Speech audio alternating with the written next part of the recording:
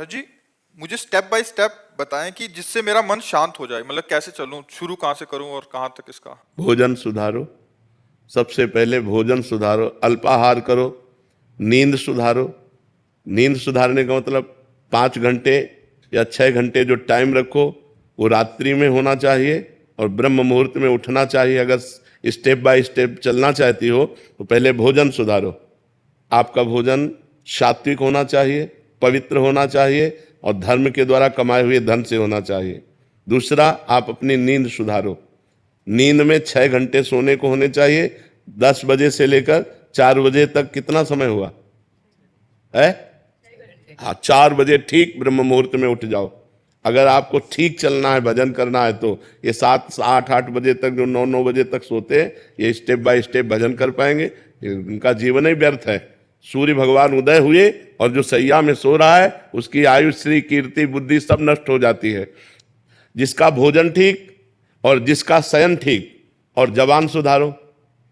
हर समय नाम जप करो, मौन का आश्रय लो। अगर उत्तर देना है तो उचित शब्दों का उत्तर दो, व्यर्थ की वार्ता ना करो। वाणी संयम में, जिसका सुनना संयम में।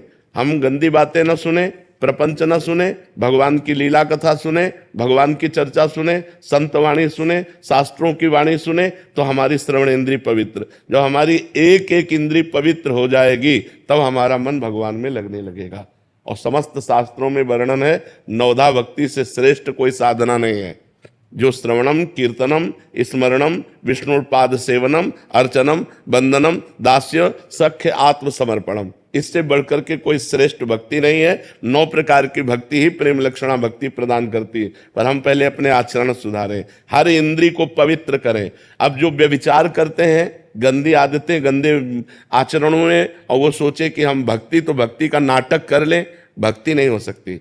भक्ति होती है पवित्र इंद्रियों के द्वारा। अब जो गंदी बातें देखेंगे मोबाइल में, गंदे आचरण करेंगे, गंदा भोजन पाएंगे, होटलों का भोजन पाएंगे, मनमानी जागे, मनमानी सोए, मनमानी आचरण करें, अध्यात्म नहीं हो सकता। वो मनमानी आचरण उनको नरक दुर्गति की तरफ ले जाएगा, भगवान की प्राप्ति की तरफ नहीं ले जाएगा। तो इसलिए पहले सुनना ठीक करो, देखना ठीक करो, बोलना ठीक करो, सोना ठीक करो, भोजन ठीक करो, और फिर 9 प्रकार की भगवान की भक्ति को अपने हृदय में धारण करो। भगवान का ही श्रवण, भगवान का ही कीर्तन, भगवान का ही स्मरण, भगवान का ही पूजन। भगवान ही हमारे मित्र हैं, भगवान ही हमारे स्वामी हैं। भगवान को आत्मसमर्पण, अर्चन, बंधन, इसी से भगवत प्रेम प्राप्त हो जाता है।